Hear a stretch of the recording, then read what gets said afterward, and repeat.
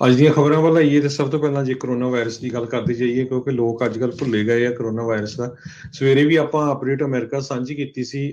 Widen administration ਦੇ ਸਭ ਤੋਂ ਸੀਨੀਅਰ ਮੋਸਟ ਵਾਈਸ ਪ੍ਰੈਜ਼ੀਡੈਂਟ ਕਮਲਾ ਦੇਵੀ ਹੈਰਿਸ ਉਹ ਪੋਜ਼ਿਟਿਵ ਪਾਏ ਗਏ ਆ ਕਰੋਨਾ ਵਾਇਰਸ ਦੇ ਨਾਲ।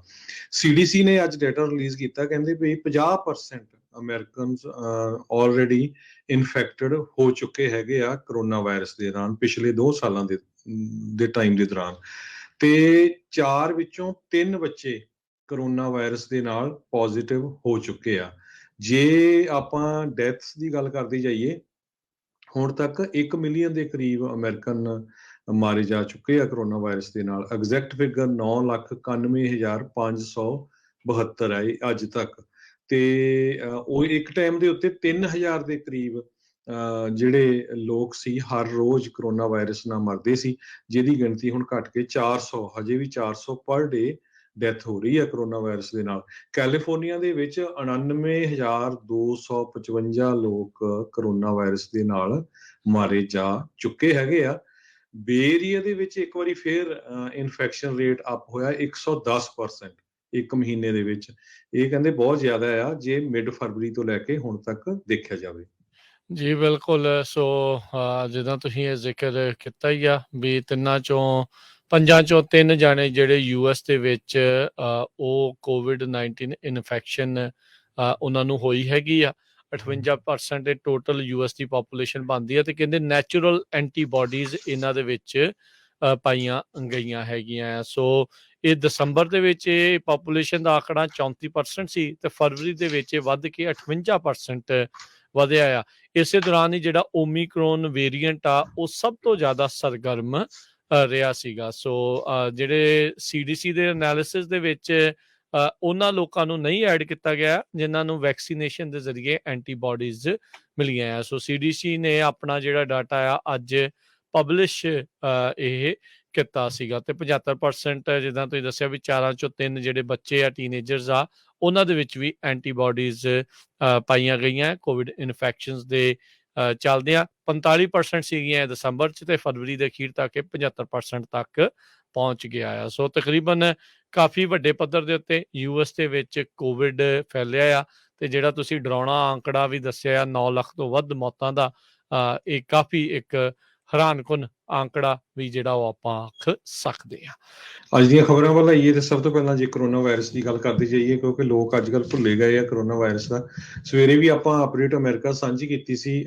ਵਾਈਡਨ ਐਡਮਿਨਿਸਟ੍ਰੇਸ਼ਨ ਦੇ ਸਭ ਤੋਂ ਸੀਨੀਅਰ ਮੋਸਟ ਵਾਈਸ ਪ੍ਰੈਜ਼ੀਡੈਂਟ ਕਮਲਾ ਦੇਵੀ ਹੈਰਿਸ ਉਹ ਪੋਜ਼ਿਟਿਵ ਪਾਏ ਗਏ ਆ ਕਰੋਨਾ ਵਾਇਰਸ ਦੇ ਨਾਲ। CDC ਨੇ ਅੱਜ ਡਾਟਾ ਰਿਲੀਜ਼ ਕੀਤਾ, ਕਹਿੰਦੇ ਵੀ 50% ਅਮਰੀਕਨਸ ਆਲਰੇਡੀ ਇਨਫੈਕਟਡ ਹੋ ਚੁੱਕੇ ਹੈਗੇ ਆ ਕਰੋਨਾ ਵਾਇਰਸ ਦੇ ਨਾਲ ਪਿਛਲੇ 2 ਸਾਲਾਂ ਦੇ ਟਾਈਮ ਦੇ ਦੌਰਾਨ। ਤੇ 4 ਵਿੱਚੋਂ 3 ਬੱਚੇ ਕਰੋਨਾ ਵਾਇਰਸ ਦੇ ਨਾਲ ਪੋਜ਼ਿਟਿਵ ਹੋ ਚੁੱਕੇ ਆ। ਜੇ ਆਪਾਂ ਡੈਥਸ ਦੀ ਗੱਲ ਕਰਦੇ ਜਾਈਏ, ਹੁਣ ਤੱਕ 1 ਮਿਲੀਅਨ ਦੇ ਕਰੀਬ ਅਮਰੀਕਨ ਮਾਰੇ ਜਾ ਚੁੱਕੇ ਆ ਕਰੋਨਾ ਵਾਇਰਸ ਦੇ ਨਾਲ। ਐਗਜ਼ੈਕਟ ਫਿਗਰ 9,91,572 ਹੈ ਅੱਜ ਤੱਕ। ਤੇ ਉਹ ਇੱਕ ਟਾਈਮ ਦੇ ਉੱਤੇ 3,000 ਦੇ ਕਰੀਬ ਜਿਹੜੇ ਲੋਕ ਸੀ ਹਰ ਰੋਜ਼ ਕਰੋਨਾ ਵਾਇਰਸ ਨਾਲ ਮਰਦੇ ਸੀ, ਜਿਹਦੀ ਗਿਣਤੀ ਹੁਣ ਘਟ ਕੇ 400, ਹਜੇ ਵੀ 400 ਪਰ ਡੇ ਡੈਥ ਹੋ ਰਹੀ ਹੈ ਕਰੋਨਾ ਵਾਇਰਸ ਦੇ ਨਾਲ। ਕੈਲੀਫੋਰਨੀਆ ਦੇ ਵਿੱਚ 99,255 ਲੋਕ ਕਰੋਨਾ ਵਾਇਰਸ ਦੇ ਨਾਲ ਮਾਰੇ ਜਾ ਚੁੱਕੇ ਹੈਗੇ ਆ। ਬੇ ਏਰੀਆ ਦੇ ਵਿੱਚ ਇੱਕ ਵਾਰੀ ਫੇਰ ਇਨਫੈਕਸ਼ਨ ਰੇਟ ਅਪ ਹੋਇਆ 110% ਇੱਕ ਮਹੀਨੇ ਦੇ ਵਿੱਚ। ਇਹ ਕਹਿੰਦੇ ਬਹੁਤ ਜ਼ਿਆਦਾ ਆ ਜੇ ਮਿਡ ਫਰਵਰੀ ਤੋਂ ਲੈ ਕੇ ਹੁਣ ਤੱਕ ਦੇਖਿਆ ਜਾਵੇ। ਜੀ ਬਿਲਕੁਲ। ਸੋ ਜਿੱਦਾਂ ਤੁਸੀਂ ਇਹ ਜ਼ਿਕਰ ਕੀਤਾ ਹੀ ਆ ਵੀ ਪੰਜਾਂ ਚੋਂ 3 ਜਾਣੇ ਜਿਹੜੇ US ਦੇ ਵਿੱਚ ਉਹ COVID-19 ਇਨਫੈਕਸ਼ਨ ਉਹਨਾਂ ਨੂੰ ਹੋਈ ਹੈਗੀ ਆ। 58% ਦੇ ਟੋਟਲ US ਦੀ ਪਾਪੂਲੇਸ਼ਨ ਬਣਦੀ ਆ ਤੇ ਕਹਿੰਦੇ ਨੈਚੁਰਲ ਐਂਟੀਬਾਡੀਜ਼ ਇਹਨਾਂ ਦੇ ਵਿੱਚ ਪਾਈਆਂ ਗਈਆਂ ਹੈਗੀਆਂ ਆ। ਸੋ ਇਹ ਦਸੰਬਰ ਦੇ ਵਿੱਚ ਇਹ ਪਾਪੂਲੇਸ਼ਨ ਦਾ ਆંકੜਾ 34% ਸੀ ਤੇ ਫਰਵਰੀ ਦੇ ਵਿੱਚ ਇਹ ਵੱਧ ਕੇ 58% ਵਧਿਆ ਆ।